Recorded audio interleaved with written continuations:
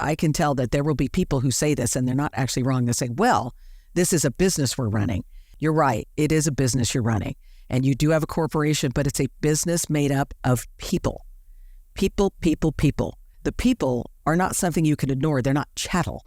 They're not just this thing going off in your ear here. They're the consensus or they're not the consensus. And they can make your job as a board member easier or they can make it harder.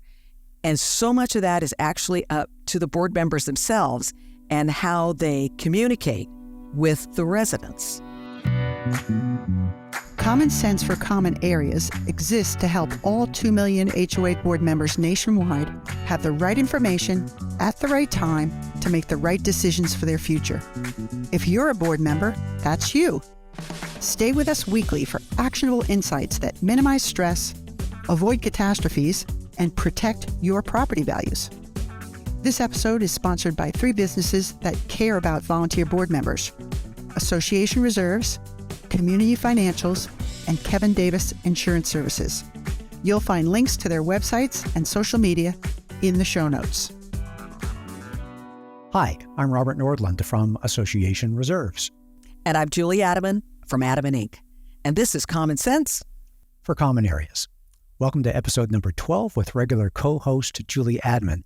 And before we get started on today's topic, I want to encourage everyone to check out episode 11, which is a great discussion with Noah Maislin and Matt McEwen of Minutes Solutions on the fundamentals of taking good minutes. That document that keeps the organization on track. So back to today's episode. Last time we spoke with Julie, I felt like we spoke about running an effective meeting, and we followed that conversation ball right to talking about setting the tone for not only board meetings, but the entire association. So today we're going to talk about association communication in its many forms and how you can choose to communicate in a way that fits the association.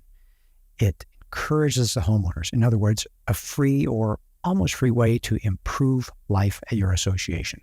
So Julie, let's pick up right where we left off, communication styles, and the different ways the board and the management communicates with the homeowners, and the way it sets the tone for life at the association. Tell me what you were thinking. Well, I think all board members would agree that most of the time when the association communicates with the members, whether individually or in total, meaning like through a newsletter or a big notice that has to go out to everyone, is that typically it's not something positive. So usually it's something negative or perceived as negative. So it's either a late letter or it's a violation letter or it's a notice of special assessment or something that people are just, if they didn't have to hear from the association, they would rather not hear as opposed to hearing something they may need to hear, but it has a negative connotation and it may very well negatively affect their pocketbook and very often does. So I think that one of the great ways that boards can make their communication more effective, but also be more clear to the homeowners, as well as make the board look better as far as being on top of it, in tune, trustworthy. The association is in good hands with Allstate, like we said last time. And in any kind of communication, there are 3 keys to good written, whether it's a hard copy, mostly it's email nowadays, but whatever, to 3 keys, and that's clarity, brevity, and tone. And if associations use those 3 items when they're thinking or they're writing this, or your manager is writing it, or the manager has written it and the board is reviewing it before it goes out, those are the 3 things you need to look for. Can I take you back just a little bit? And I'm already busy writing notes. It seems like what you're talking about a little bit is almost teaching basics and parenting basics. Catch them when they're doing something good. Catch them doing something good rather than always being corrective. So is that a little bit of some of the basics and saying, hey, let's move the association forward. Let's do something positive. Yeah. How about this? It's like, I think that when you're talking about items like newsletters and that type of thing, I think we have a tendency, because it's our job, the managers suffer from it, but the boards, whether the board wrote it or not, they're still going to suffer. We end up being the no police, because we're always telling someone, no parking, don't let your pets poop there, whatever it is, don't, you're in the wrong parking spot, whatever it is, don't put your don't park your car on the lawn, whatever it is kind of thing, right? So it's always no. The joke of the board Gestapo, where they're always, they're walking around with their clipboard. All they do is walk around and find people. And that's, good visual. Yeah, that's true. You can choose that, or you can choose to focus on the community and say, like we're talking about here today, the tone. What are we accomplishing? Who do we want to be? Do we want to be the button down, real tight rule checkers, or do we want to be people who are enjoying each other's company, thriving, and let's see, clarity, brevity, and tone. And does that tone, work? yeah. Does that work with all the different things that they're doing? The electronic newsletter, it's got to be the message board. If there's, even in the minutes, that's the clarity and brevity is really important in business. Yeah, exactly. But any kind of communication that's going to go to the owners, whether it's individual or en masse. So how about this? Let me take those 3 items and just run through a couple things to give everyone something to go with this. So in clarity, let's talk about that. What does clarity actually mean? Well, it means the subject of the communication is it's right up front. Don't make people hunt for it. If it's email, if it's in the regarding section, if it's an actual snail mail letter, you have their name and it's regarding this issue, right? If let's just say it's a letter. And so you are addressing that issue immediately in the letter. So, dear Mr. and Mrs. Smith, regarding the above reference matter, we are blah, blah, blah, blah. So they go right into what the issue is. They don't hunt down to paragraph 6, and there shouldn't be 6 paragraphs, but they don't have to hunt down below. So you want to be very clear in what you're communicating. And it's really important, so I've written down here for my own notes here, it's when you want to convey delicate or politically explosive issues. So, for example, if you are going to raise assessments, let's say there's going to be some kind of a special assessment, and there's a lot of consequential information that goes with that, meaning that, well, we have to have a special assessment, and we're going to have a vote on it, and this is what we need the money for, and we're going to have a town hall on it. So you want every single thing right in there. No extraneous issues. Don't put at the bottom, and don't forget there's a barbecue on Friday. Just make sure and keep this clear about the subject you are talking about.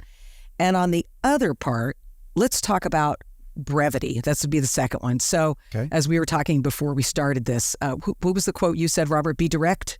Be direct, be concise, and be seated. Something like that. Yeah, or be brief and be gone. Yeah. Sorry, exactly. But it's all 3 of those things. So I think a lot of times when we have people composing things that you have to explain, like let's say it's a special assessment and it's for roofing, and we're going to have a meeting with the roof inspector and everybody's welcome. There's all this kind of information to convey.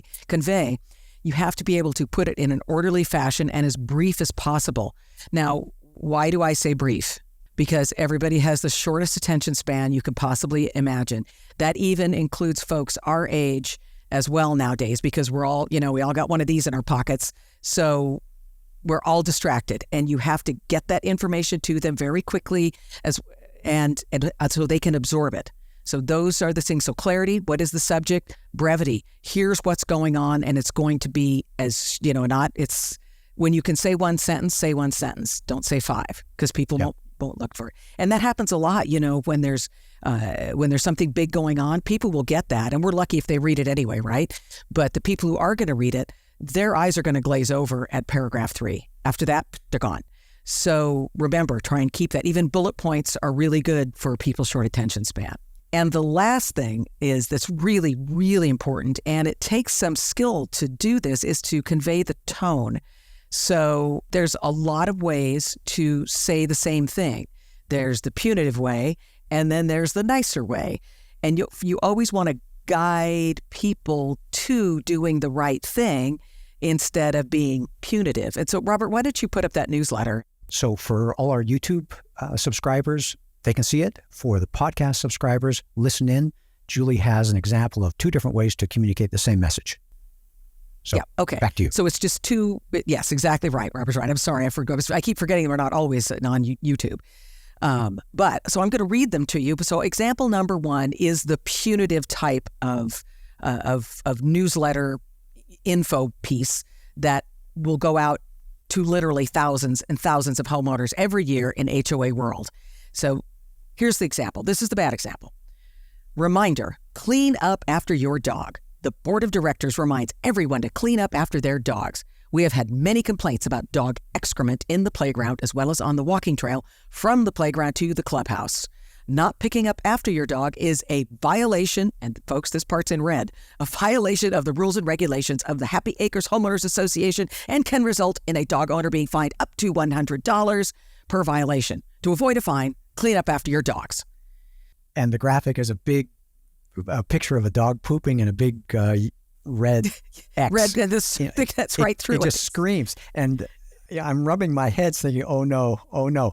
And that's probably the cleaned up version. I can feel the anger and the dissatisfaction, the feelings of the board of directors. They probably had different words that they used initially, and they cleaned up to talk about dogs excrement rather than many other things what could they have wanted said. to say. Exactly. Yes. But there are other euphemisms, right? Yeah. So, but I will tell you, everyone listening to this or watching this podcast right now has either received that or seen one somewhere along the line. And if you happen to be a manager listening, you know exactly what we're talking about. You've seen it, you've heard it, you might have had to write it because that's what they wanted. But this is the big no-no way to do it. Now, we're going to go to example number 2. And now we have a nice picture of a really cute dog looking sideways and looking real nice. I want to pet it. Yeah, exactly right. So as opposed to the dog with the circle and the big line through it who's pooping, you have a nice happy dog. And so here's how we do this. Instead of reminder, clean up after your dog, we have good news for dogs and the people who own them. For the convenience of our dogs and the residents they own, the association has installed 3 convenient pet waste stations along the walking trail from the clubhouse to the playground, and 1 near the playground itself. These stations have bags for waste and also have a can for the disposal of waste, making all that walking and socializing more pleasant for everyone. Dogs and the people they own love exercising in these areas, and now they can do so free from accidents. Thank you all in advance for using our new waste stations. Happy walking. Same message, 2 ways of doing it.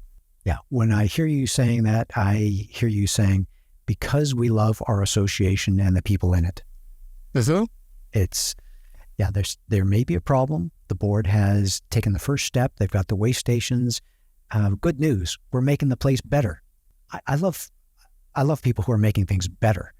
And that's exactly 2 different ways to look at things. Don't do this, or, hey, let's make this better. And even the tone in my voice right then when I was, Yeah, right. I heard it. But don't forget, we're not trying to teach people to do something. Have in your mind, all you board members out there, guiding them. For those of you who are parents out there, you know how you put the bumpers up around your kids for 25 years or more, as they go along. That's what you're doing. You're trying to put the bumpers up. Now, sometimes there are times you have to be a little more not aggressive, more detached and professional with things you have to do like that. But for this type of thing, it conveys the same message. And what does it do? It shows that the board is aware of the situation, that they're in tune with the needs of the community. The community needed the waste stations, and they used a little bit of humor, residents, dogs, and the residents they own. And people who have their dogs in these communities, they love their dogs. And there's all this the dog people group, right? And so you're singing all the right tone. How about that? You're in key, you're in tune, and you've got the right tone. Yeah. When I think of number 1, I realize that's pushing me back. When someone pushes me back, I want to push back. I'm going to say, yeah, that's right. What kind of language do we use on the podcast? They can't do that. Or I could use much stronger language. But number 2, I'm like, oh yeah, it's a cooperate. I want to cooperate. I want to be part of good things happening at our association. And like, oh yeah, right. Now I can do that. And I can already warm my smile up for the people I'm going to be out there walking a dog with.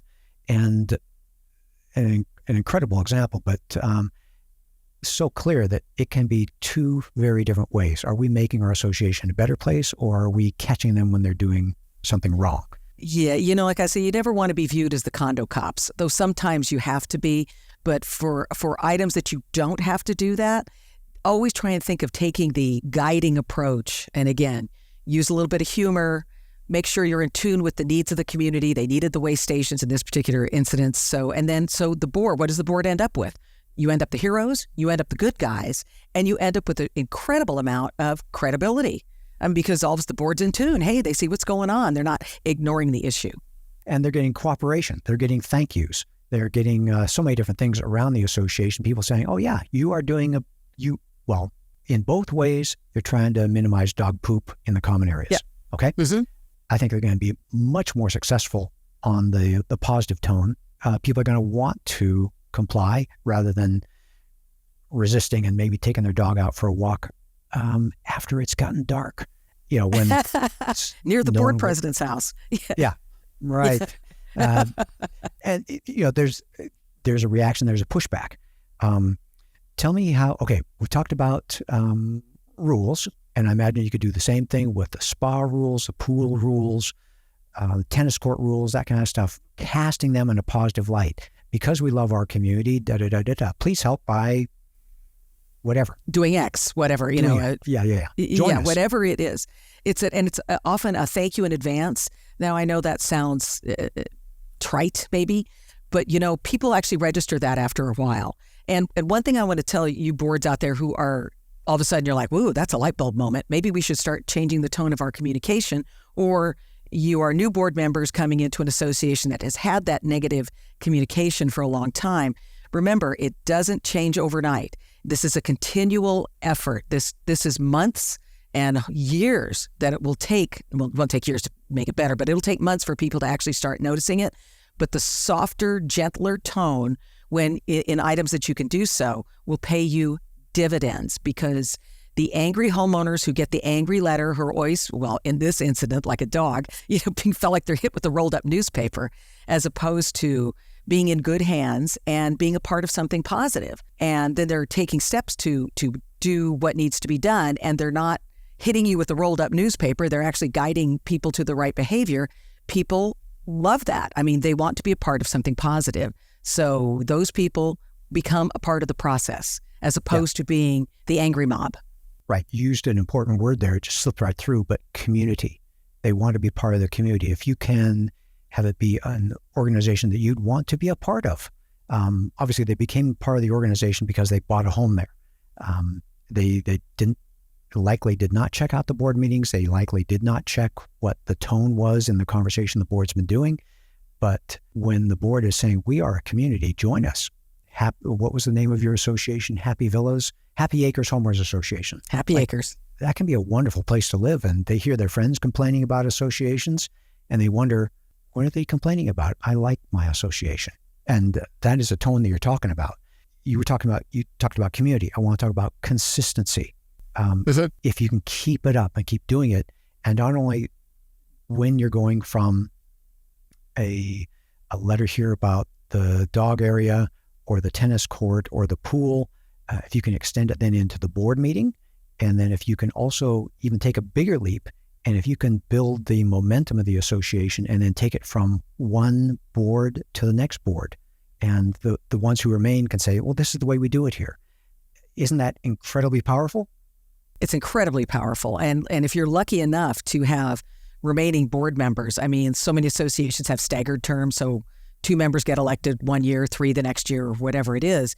But sometimes you end up with a whole new slate and you lose some corporate memory. But if everyone who's running memory is, this is how the newsletters look, this is how the board operates, this is the tone of the communication that comes out, it makes me feel good about being here. They kind of want to keep that up. Now, I know not everyone has that skill set to do the writing, so I would encourage boards, if you personally are doing the writing of these type of things, or let's just say you're personally doing it, whoever is the most skilled writer, or even if you have to get a committee to do it, like a writing committee, you can do that, but it's got to be people who have the skill to turn those around as opposed to doing this. Right. Maybe, get someone's help. For me, it would be my spouse. She is well, of course. She's good with words in a way that I just am not. But I'm also thinking, again, the bigger picture, that if you as a board are running a board meeting that is welcoming, that you say hello to people when they come in. We talked about this last time, starting on time, ending on time, looking orderly. And then if you have a positive tone, that's going to be the kind of board that people would say, I can do that. And then it trickles down to committees that can help, that can be part of the solution. And then those committee people can become board members. All of a sudden you have a pipeline of people helping, wanting to help the association, and not, oh, gee, it's us five. No one's running. I wonder why not. Guess we're stuck again. We're stuck again. The drudgery of trying to beat people into volunteering. And that's the truth. None of that is good. No. And that clarity, brevity, and tone we're talking about, that works in a board meeting as well. When you have just like we've talked about before, when you have an agenda that people have all looked at ahead of time, and it's very clear what's going to happen. You don't belabor points forever. If the board isn't ready to make a decision in 5 or 6 minutes on any item on the floor, they're not ready to make one. And then the tone of the meeting is you're welcoming to the members. The members don't participate, with very little exception in the United States. They don't participate within the meeting. But you've had an open forum ahead of time, and you listen to what people's concerns are, and you have the appropriate method for those people to push those concerns forward or answer them yourselves. So that's the tone. So you have clarity, brevity, tone. Important in meetings, and really, really important in written communication to the owners. What do we say here? Be careful. Don't put out your first draft. Yeah. Let it sit for a day. Get someone's help. Mm-hmm. Because I'm writing absolutely, my notes. You write fast. Be careful. Well, be careful. Not first draft. Be consistent. Mm-hmm. Try to keep that positive tone going. Yeah. Clearly, being a board member is work. And you mentioned it last time we were talking. It takes prep time. You don't just wander into a board meeting and expect to be familiar with the financials and the issues at hand, and checking the meeting minutes and if they're accurate, all that kind of stuff. But another thing, I like that word you used a moment ago, community. Keep that in mind. We are not just the corporation. Yes, you're a corporation, but we are a community. Let's be inviting. Let's be cooperative. Let's work together to make this a nice place to live. Let me key in on that just a second, because I can tell that there will be people who say this and they're not actually wrong. They say, well, this is a business we're running. It's not, we're not this fluffy community thing. And you're right. It is a business you're running. And you do have a corporation, but it's a business made up of people. People. I mean, you have the components over here, but this other huge section is the people. And you can never forget that, so you're dealing with so many different types of personalities. These people all have a vested interest because they spent hundreds of thousands of dollars to live there. They pay their dues every month. And that change in the mindset, and I can see Robert, you may feel this way too. When, lo these many years when I started doing this back in the 80s, we had more of that attitude of it's a business, and we wouldn't even deal with renters. The owner has to deal with the renters. Well, now that whole thing has changed. And why is that? Because as an industry, we have realized that the people are not something you can ignore. They're not chattel. They're not just this thing going off in your ear here. They're the consensus, or they're not the consensus, and they can make your job as a board member easier, or they can make it harder. And so much of that is actually up to the board members themselves and how they communicate with the residents. They may not think about it. And yes, I know it's really hard, and you guys spend hours and hours. I know, I've been a board member myself, but still, you put that kind of time in on the front end, it won't bite you in the back end later. Yeah. And now I'm thinking, as a reserves aid provider, the message we usually give to our clients is you need to set aside more funds towards reserves. That's how you're going to have a good future.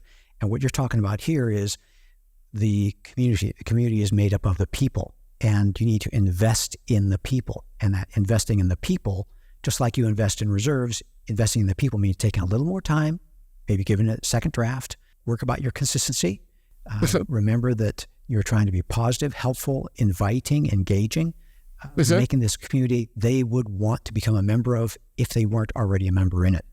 And I think it's appreciating that it's an investment in each other, not just, like you say, not just the business of running the association. And that's a really good way of putting it. It's an investment in each other. It is. And I'm not one of those touchy-feely people. I'm just not. But that is a really good way of putting it because there's no other way to put it. The board is investing in the owners. The owners are investing in the board. We're all invested in this together.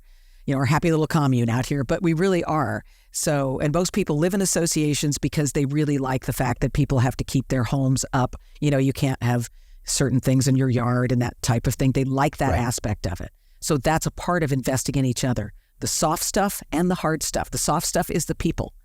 The more tangible things are like you can't have a car on blocks or whatever it is. Right.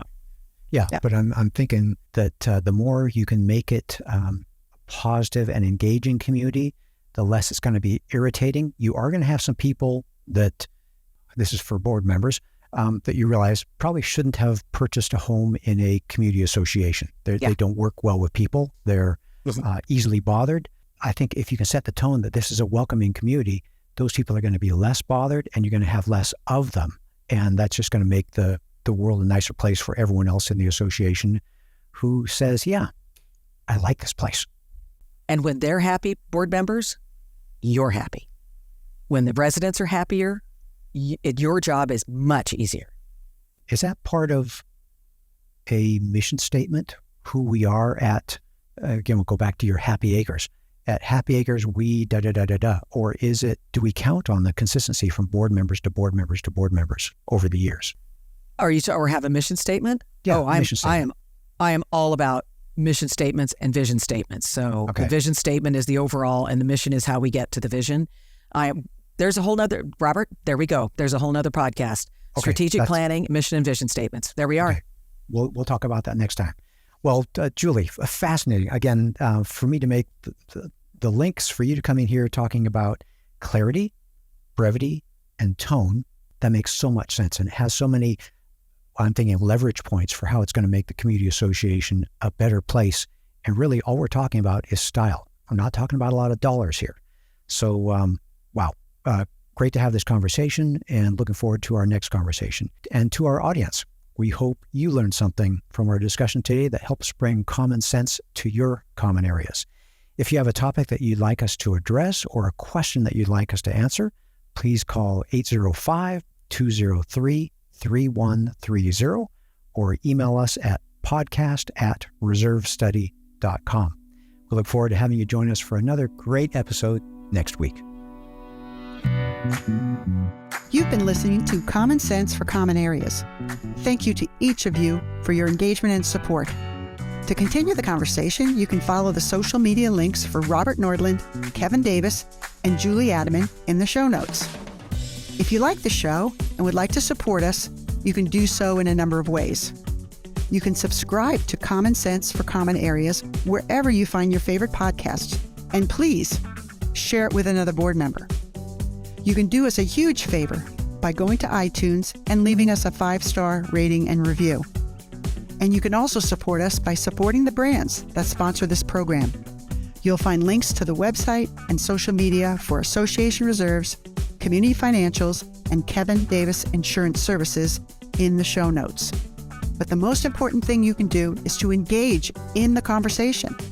You can email your questions or voice memos to podcast@reservestudy.com or call our 24/7 voicemail line at 805-203-3130.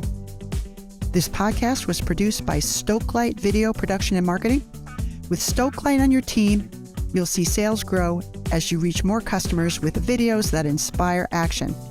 See the show notes to connect with Stokelight. Finally, remember that the views and opinions expressed by the podcast, including host, co-host, and guests, do not constitute legal advice. We encourage our audience to consult with their own legal counsel before making important decisions.